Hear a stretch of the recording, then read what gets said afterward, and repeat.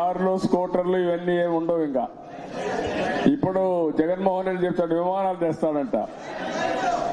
మీ పంచాయతీలన్నింటినీ connect చేస్తూ విమానాశ్రయాలు పెట్టి పంచాయతీ రోడ్లు వేయలేడు కాబట్టి ఇప్పుడు ఫ్లైట్స్ ఆర్గనైజ్ చేస్తున్నాడు.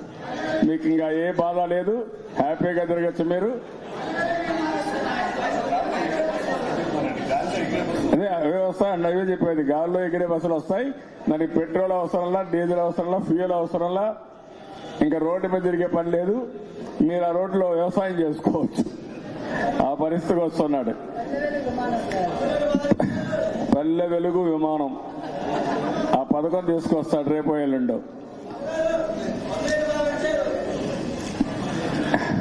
ఇంకొక పక్కన మీరు చూస్తే మనం పెట్టిన సంక్షేమ కార్యక్రమాలన్నీ పోయినాయి. సంక్రాంతి కానుక, అన్నా క్యాంటీన్, రంజాన్ తోఫా, తర్వాత బీమా, చంద్రన్న బీమా, ఇంకా మీకు చూస్తే విదేశ విద్య, బెస్ట్ అవైలబుల్ స్కూల్స్. అదే మాదిరిగా ఒక్క ఆరోగ్యంలోనే మనం 21 ప్రోగ్రాములు తీసుకొచ్చి గర్భిణీ స్త్రీ గర్భిణీ దాల్చినప్పటి నుంచి చనిపోయిన తర్వాత గౌరవప్రదంగా శ్మశానానికి తీసుకుపోయే వరకు మనం కార్యక్రమాలు తీసుకొచ్చాం. ఈరోజు ఏమైనా ఉన్నాయా? ఈరోజు వీళ్ళు చేసే పని చూస్తే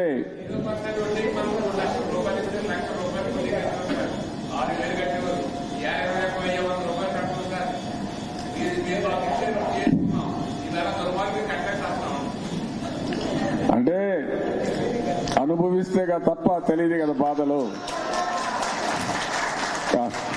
నేను అన్ని చేస్తే మీరేమనుకున్నారంటే టేక్ ఇట్ ఫర్ గ్రాంటెడ్, కూడా ఎవరి కోసం చేస్తారనుకున్నారు. నేను కూడా ఆత్రపడ్డాను. ఏమని ఆత్రపడ్డానంటే హైదరాబాద్ని అభివృద్ధి చేశాం, అక్కడంతా కూడా బ్రహ్మాండంగా చేస్తే ఈరోజు మనం మళ్ళా ఇక్కడికి వచ్చాం, నష్టపోయాం. మళ్లీ ప్రజలు అధికారం ఇచ్చారు. హైదరాబాద్కు దీటుగా ఇంకొక మహానగరాన్ని అభివృద్ధి చేయాలి. అదే మరి పోలవరం చేసి ఎవ్రీ ఎకరాకు నీళ్లు ఇవ్వాలి. గ్రామాల దగ్గర నుంచి ఎవ్రీవేర్ బ్రహ్మాండమైన రోడ్లు వేసి ఎక్కడ కూడా గుంత లేకుండా చేయాలని మనం ఆలోచించాం. నిరంతరం కరెంట్ ఇవ్వాలని పోయాం. అంత మునుపంతా కరెంటు కోతలున్నాయి. ఇవన్నీ చేసి మనం ఉద్యోగాలు కానీ ఇండస్ట్రీ కానీ అన్ని బ్రహ్మాండంగా చేశాం. ప్రజలు ఆలోచించారు. ఏదో పెద్ద జగన్మోహన్ రెడ్డి పోటుగాడు వస్తాడు, ఏదో చేసేస్తాడని ఒక్క ఛాన్స్ అంటే అందరూ శుభ్రంగా ట్రాప్ లో పడ్డారు.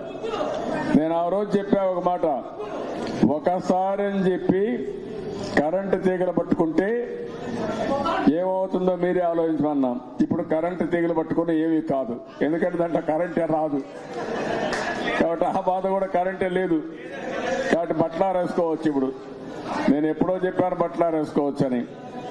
అందుకే అది వీలు కాదని జగన్మోహన్ రెడ్డి అప్పుడు ముద్దులు ఇప్పుడు గుద్దులు ఏ పని పెట్టుకున్నాడు. ఎవరిని వదిలిపెట్టలా. చాలా సమస్యలు వచ్చాయి గ్రామాల్లో. మీరు ఒకటే గుర్తుపెట్టుకోవాలి, మీరు దీన్ని కూడా పోస్ట్ చేయాలి. ఏవైతే వ్యవసాయానికి మీటర్లు పెట్టి మోటార్లకి రైతు మెడకు ఉరితాళ్లు వేసే పరిస్థితికి వచ్చాడు. ఇది ఈయన తెచ్చింది కాదు. ఎన్టీ రామారావు గారు 82లో ఎలక్షన్ మేనిఫెస్టోలో పెట్టి మీటర్లు పెట్టడం దుర్మార్గం, మీటర్లు ఉండవు అని చెప్పి ఆ రోజు మీటర్లు తీసేసిన ఘనత ఎన్టీ రామారావు గారికి దక్కింది. స్లాబ్ రేట్ తీసుకొచ్చాడు. ఆ తర్వాత కరెంటు సరిగా రాకపోతే నేను రిఫార్మ్స్ తీసుకొచ్చి 2004లో మిగులు కరెంటు సాధించింది తెలుగుదేశం పార్టీ. అక్కడి నుంచి రిఫార్మ్స్ భారతదేశానికి ఆదర్శమైనాయి. మళ్లీ మొన్న 2014లో నేను సోలార్ విండ్ ఎనర్జీ తీసుకొచ్చి కరెంటు ఛార్జీలే పెంచాల్సిన అవసరం లేదు, తక్కువ ధరకు కరెంటు ఉత్పత్తి అవుతుంది. రాబోయే రోజుల్లో కరెంటు ఛార్జీలు తగ్గిస్తాం కానీ పెంచమని చాలా స్పష్టంగా చేసి ముందుకు పోయాం. ఇప్పుడు 12,000 కోట్ల రూపాయలు పెంచారు. 6 సార్లు పెంచారు. రేపు ఎల్లుండి మళ్ళా పెంచుతున్నారు. 25,000 కోట్ల రూపాయలు అప్పు తెచ్చారు. 37,000 కోట్ల రూపాయలు డబ్బులు వస్తే మొన్న జెన్కో ఎంప్లాయీస్ కి జీతాలు ఇవ్వలేకపోతే వాళ్ళు ఆందోళన చేసే పరిస్థితికి వచ్చారు. ఇది పరిపాలన. మన పీరియడ్ లో ఎప్పుడైనా ఒక్క రోజు ఒక ఉద్యోగస్తుడికి కానీ ఎవరికైనా సరే జీతం రాని రోజు ఉందా తమ్ముళ్ళు? మనం ఆ విధంగా చేస్తే వీళ్ళు ఇష్ట ప్రకారం చేశారు. ఇంకొక పక్కన మీరు చూస్తే స్వాతంత్రం వచ్చినప్పటి నుంచి అందరూ ముఖ్యమంత్రులు కలిసి 3,14,000 కోట్ల రూపాయల అప్పు ఉన్నాయి. ఇతను వచ్చిన తర్వాత 7 లక్షల కోట్లకు అప్పు చేరింది. మీరు కూడా డిమాండ్ చేయాలి ఇప్పుడు సర్పంచ్ కూడా అప్పు చేయడానికి. అప్పుడు ఏమవుతుందంటే కనీసం ఆయనకు అధికారం ఉంది, మీకు కూడా అధికారం ఇస్తే సరిపోతుంది. సర్పంచ్లు కూడా బారో చేస్తారు. ముఖ్యమంత్రి ఆస్తులు అమ్ముతున్నాడు, మీరు కూడా ఆస్తులు అమ్మాలి. ఇప్పుడు ఆ ఊర్లో ఉండే ఆస్తులు మీరు కూడా అమ్మేస్తే సరిపోతుంది. గవర్నమెంట్ ఆస్తులు అవి ఉంటే అమ్మేస్తే సరిపోతుంది. అంటే ఒక బాధ్యత లేకుండా ఏ విధంగా చేస్తున్నాడో ఇది ఒక ఎగ్జాంపుల్. ఇది మీకు. ఇంకొక పక్కన మనం చూస్తున్నాం లిక్కర్ పైన. ఏమమ్మా మీ ఊర్లో ఒక్కసారి ఆలోచించండి అందరూ. మీ ఊర్లో ఉండేవాళ్ళ ఆరోగ్యం ఏ విధంగా ఉందో ఒక్కసారి మీరు వెరిఫై చేసుకోవాలి. వైఎస్ఆర్ కాంగ్రెస్ కాదమా, దీపం ఉండంగానే ఇల్లు సగదిద్దుకోవాలి. ఆ పని చేస్తున్నారు వాళ్ళు. వాళ్ళు తప్పే ఉంది. వాళ్ళ నాయకుడు హోల్సేల్ గా దోచుకుంటే కనీసం చిల్లర కొట్టనే ఉండాలి కదా ఇతనికి.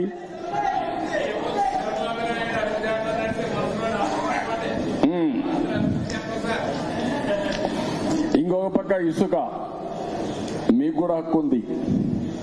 మీ ఊర్లో ఉండే ఇసుక మీకే పెత్తనం ఇచ్చా ఒకప్పుడు. నేను అది గుర్తుపెట్టుకోవాలి మీరు. ఎందుకంటున్నారంటే ఇసుక అనేది చాలా అవసరం. మీ ఊర్లో ఈరోజు పనులు కావాలంటే మీరు కొనే పరిస్థితిలో ఉన్నారా? ఇసుక ఆ రోజు ఫ్రీగా చేసే పొమ్మన్నాం. ఆ పంచాయతీలు ఉంటే కొన్ని సెస్ తీసుకొని మీరే ఆపరేట్ చేసుకొని మిమ్మల్నే చేసుకోమన్నాం. ఇప్పుడేం చేశారు? హోల్సేల్ గా అమ్మేసుకొని మొత్తం అది కూడా మీకు వచ్చే డబ్బులు కూడా రాకుండా చేసే పరిస్థితికి వచ్చారు. మీకేమీ సెస్ కూడా రావడం లేదు. ఇవన్నీ ఇష్ట ప్రకారం చేశారు. ఇంకో పక్కన మొత్తం నిత్యావసర వస్తువుల ధరలన్నీ పెరిగిపోయినాయి. ఈ దేశంలో ఎక్కడా అయినటువంటి టాక్సేషన్ వేశారు. రేపు ఎల్లుండి మీ ద్వారా కూడా దరిద్రమైన పనులు పాప పనులని చేపిస్తారు. ఏది మరుగుదొడ్డి పైన పన్నేయమని, చెత్త మీద పన్నేయమని, ఇంటి పన్ను పెంచమని. మీరు పెంచద్దండి, మీరు తీర్మానం పాస్ చేయండి. మేము ఈ పని చెయ్యం, అవసరం లేదు, మాకుండే వనరులు మీరు ఇచ్చే డబ్బులు మాకు ఇవ్వాల్సినట్టు ఇవ్వండి, మేము సమర్థవంతంగా ఈ పంచాయతీని రన్ చేస్తామని నిర్మోహమాటంగా చెప్పి మినిట్స్ రికార్డ్ చేసి ముఖ్యమంత్రికి పంపించమని మిమ్మల్ని అందరినీ కోరుతున్నా. చేస్తామని చెప్పి గట్టిగా మీరు ఆమోదం జరపాల్సిన అవసరం ఉంది. ఇంకో పక్క వ్యవసాయం పూర్తిగా డ్యామేజ్ అయిపోయింది.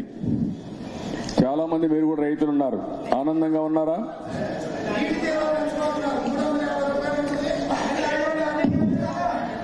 నీటి తీరువా పెంచుతున్నాడు. తర్వాత ఇండస్ట్రీకి కూడా నీళ్లు ఇచ్చే దాంట్లో చూస్తే 38 పైసలు 125 రూపాయలు చేశాడు. కాబట్టి ఇండస్ట్రీ ఎవడు రాడు రాష్ట్రానికి. కరెంటే లేకుండా చేసుకునే పరిస్థితికి వచ్చాం. ఒక అంధకారంలో రాష్ట్రం ఉంది.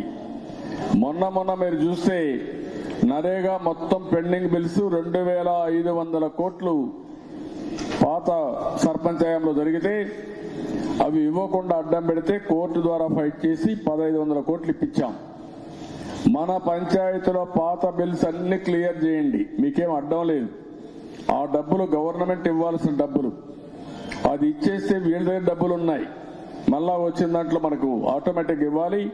కాబట్టి మన గ్రామంలో మాత్రం ఆ డబ్బులన్నీ క్లియర్ చేసే బాధ్యత మీరు తీసుకుంటే మనకు మంచి పేరు వస్తుంది. ఈ విషయం కూడా మీరు గుర్తుపెట్టుకోవాల్సిన అవసరం ఉంది.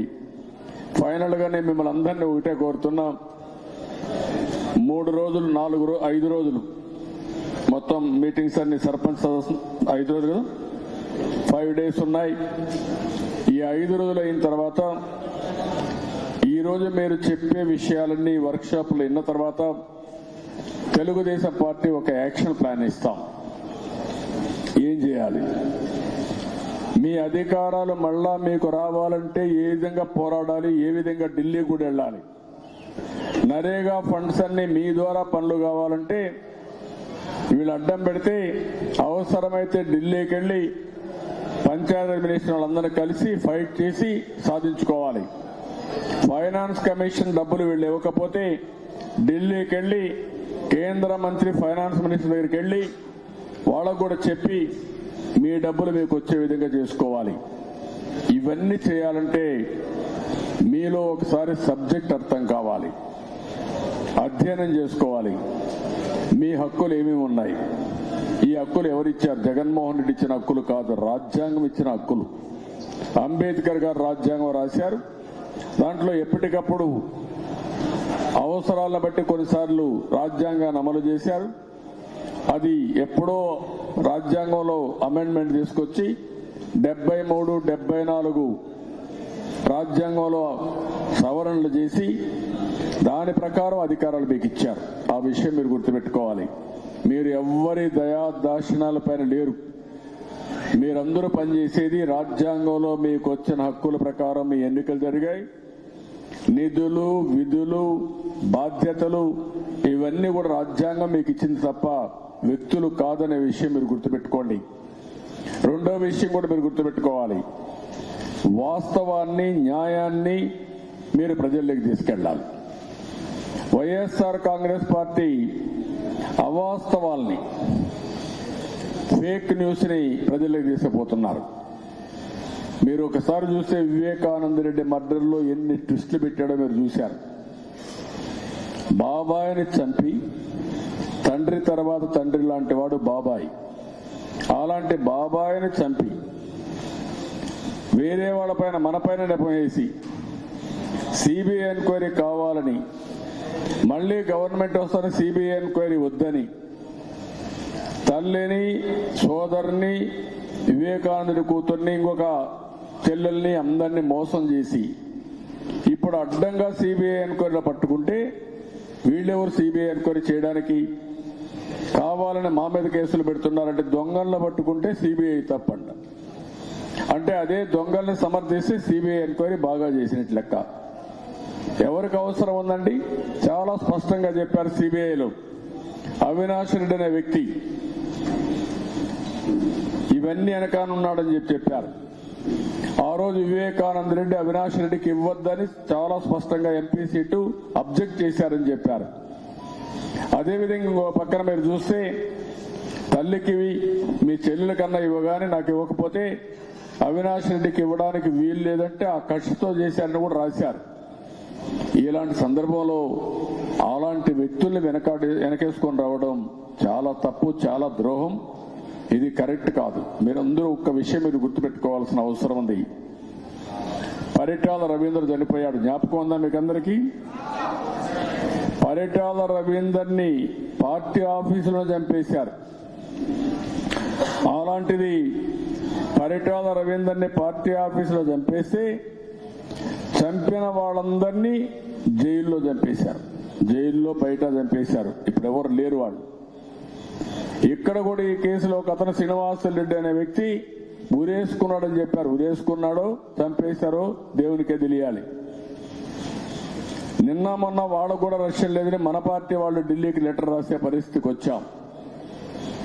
అంటే ఒక రాష్ట్ర ముఖ్యమంత్రి ఇలాంటి నేరాలు, ఘోరాలు, హత్యలు చేసే పరిస్థితికి వస్తే ఏమవుతుంది? రాష్ట్రం ఎవరికి రక్షణ ఉంది? మీకు రక్షణ ఉందా? నాకు రక్షణ ఉందా? ప్రజలకు రక్షణ ఉందా? ఎవరికి రక్షణ ఉంది?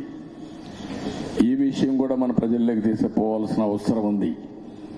హత్యా రాజకీయాలు చేసేవారు రాజకీయాల్లో అనర్హులు, వాళ్ళు ఉండడానికే వీల్లేదు. అలాంటి వాళ్ళు రాజకీయాలకు వస్తే ఈ రాష్ట్రం రావణాసుడి కాష్టం అవుతుంది తప్ప ఈ రాష్ట్రానికి ఏమీ జరిగే పరిస్థితి ఉండదు. ఆ విషయాన్ని మనం ప్రజల్లోకి తీసుకుపోయి ఎక్కడికక్కడ ఎండగట్టాల్సిన బాధ్యత మీ అందరిపైన ఉంది. అందుకే మళ్ళా మిమ్మల్ని అందరినీ కోరుతున్నాం. సమయం తక్కువ ఉంది కాబట్టి నేను మాట్లాడడం లేదు. మళ్ళీ ఒకసారి కూర్చుందాం. మీరంతా కార్యాచరణ ప్రణాళిక తయారు చేసుకుంటారు. ఎప్పటికప్పుడు సర్పంచెస్ కమ్యూనికేషన్ కూడా ఎస్టాబ్లిష్ చేయమంటాను. ఒకటి, పార్టీలో మీరు పనిచేసే విధానం ఒకటి ఉంటే, రెండోది ఎక్కడికక్కడ మీరు మీ హక్కుల కోసం పోరాడడానికి కూడా ఒక ప్లాట్ఫామ్ ఎస్టాబ్లిష్ చేస్తాం.